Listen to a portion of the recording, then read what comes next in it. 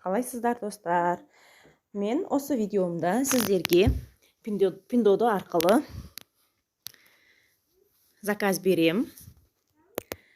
Төлемін Alipay арқылы төлейтін боламын. Соны көрсетемін. Бірінші таңдаймыз өзімізге керек товарды. Мен қалың колготка заказ берейін деп отырмын. Оған қарайсыздар. Бірінші қандай магазин екеніне, қанша адам алғанына, соларға қарап заказ береміз. Заказ бергенде қызылды басамыз. Енді өзімізге керек товарды таңдаймыз. Маған осы қара екеуін аламын. Кейін бұл жерде жазылған. Біріншісі зимний, қалыны, утепленный, екіншісі осенний, ал үшіншісі весенний, жұқа. Маған зимний керек, сол үшін біріншісін таңдаймын. Бұл стандарт размер. Мен қазір екеуін бірден аламын. Екі қараны.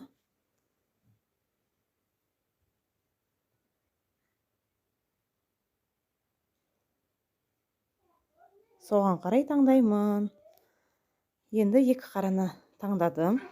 Енді төлемді мен Alipay'ге істеп қойғам. Оны бұлай істейсіздер. Alipay таңдалған. Бір қарап аласыздар өздеріңіздің адрестеріңізге. Енді қызылды басамыз.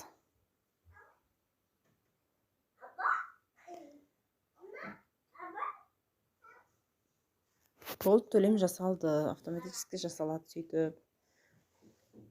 Енді қараймыз.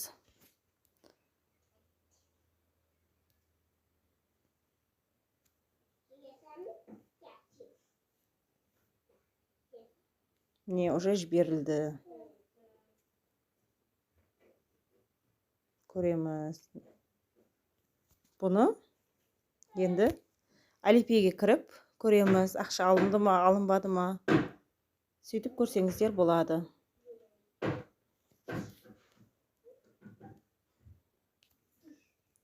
Баланс деген жерінен көресіздер. Балансты бассаңыздар шығады.